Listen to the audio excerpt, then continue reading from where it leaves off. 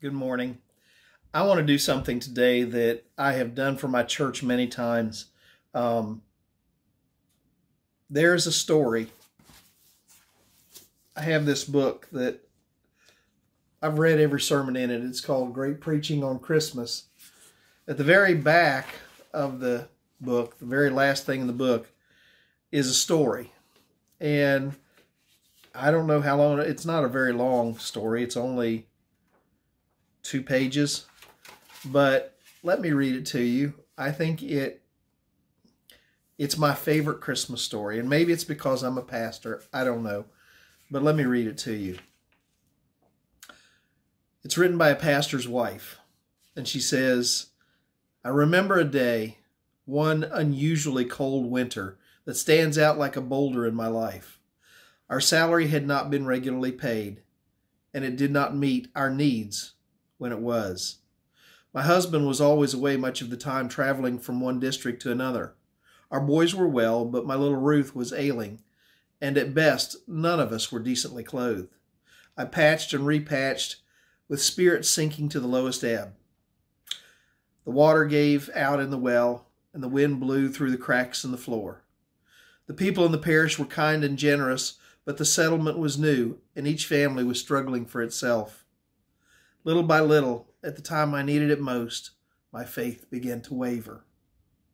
Early in life, I had been taught to take God at His word, and I thought that my lesson was well learned. I had lived upon the promise in dark times until I knew, as David did, who was my fortress and deliverer. Now my daily prayer for forgiveness was all that I could offer. My husband's overcoat was hardly thick enough for October, and he was often obliged to ride miles to attend a meeting or a funeral. Many times our breakfast was Indian cake with a cup of tea without sugar. Christmas was coming. The children always expected their presents. I remember the ice was thick and smooth, and the boys were each craving a pair of skates. Ruth, in some unaccountable way, had taken a fancy to the dolls. Ruth, in some unaccountable way, had taken a fancy that the dolls I made were no longer suitable, and she wanted a nice, large one and insisted on praying for it. I knew it was impossible, but oh, how I wanted to give each child his present. It seemed God had deserted us. But I did not tell my husband this. He worked so earnestly and heartily that I supposed him to be as hopeful as ever. I kept the sitting room cheerful with an open fire and tried to serve our scanty meals as invitingly as I could.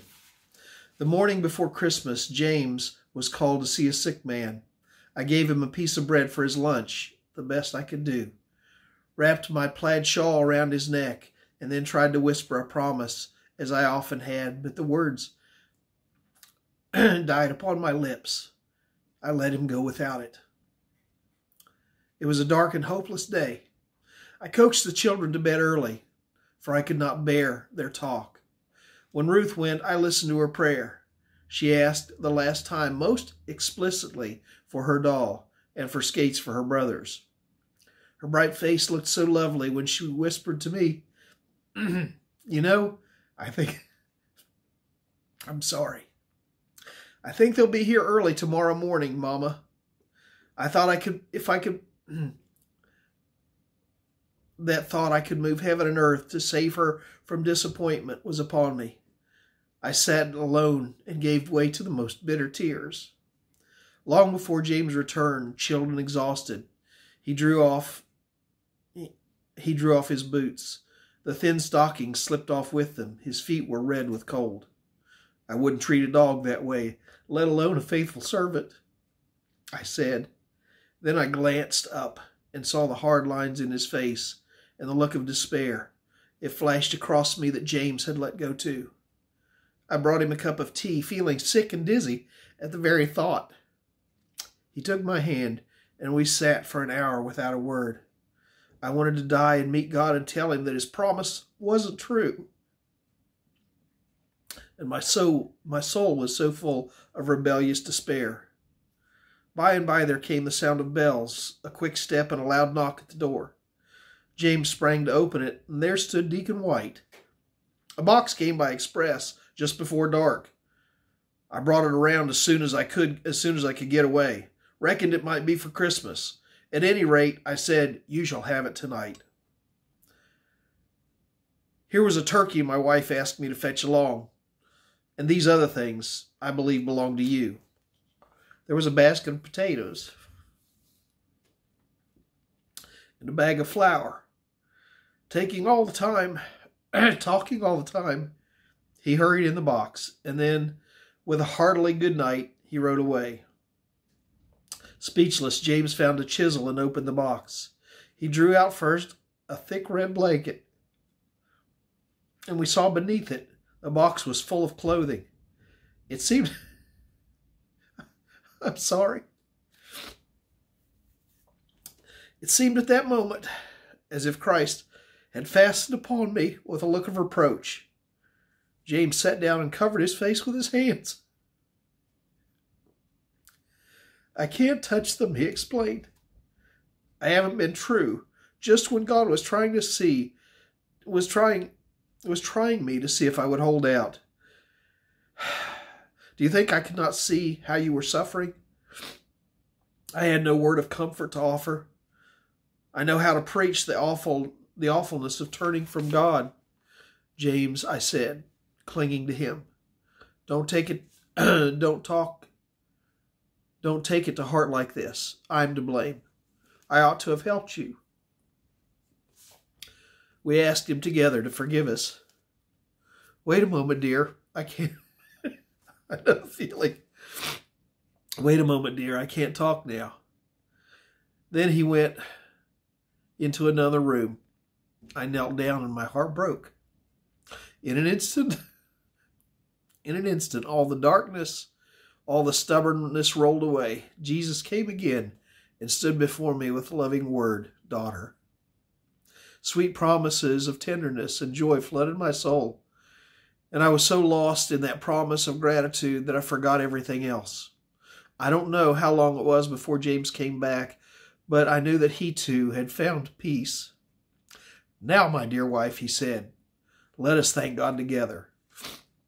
Then he poured out words of praise, Bible words, for nothing else could express our thanksgiving. It was 11 o'clock and the fire was low, and there was the great box, with nothing touching it but the warm blanket we needed. We poured on some fresh logs, lighted 2 candles, and began to examine our treasures. We drew out an overcoat. I made James try it on. Just the right size. And I danced around him, for all my lightheartedness had returned. There was a cloak, and he insisted on seeing me in it. My spirits always infected him, and we laughed like foolish children. There was a warm suit of clothes also, and 3 pairs of woolen hose. There was a dress for me and yards of flannel, a pair of Arctic overshoes for each one of us, and in mine a slip of paper. I have it now, and mean to hand it down to my children. It was Moses' blessing to Asher. "Thy shoes shall be as iron and brass, and thy days so shall thy strength be." In the gloves, evidently James had the same dear handwriting. It said, Isaiah 41:13, "For the Lord will hold your right hand, saying unto thee, Fear not, for I will help thee." It was a wonderful box, and packed so thoughtful. There was a suit of clothes for each of the boys, and a little red gown for Ruth. There were mittens and scarves and hoods, and down in the center, a box. We opened it, and there was a great wax doll. I burst into tears again, and James wept with me for joy. It was too much. And then we both exclaimed again, for close behind it came a pair of skates. There were books for us to read, and some of them I had wished to see, stories for the children to read, an apron and underclothing, knots of ribbon, and a gay little tidy, a lovely photograph, needles, buttons, and thread. Actually, a muff, an envelope containing a $10 gold piece. In the 1800s, $10 was a lot. At last we cried over everything we took it up. Over everything we took up. It was past midnight, and we were faint and exhausted, even with happiness.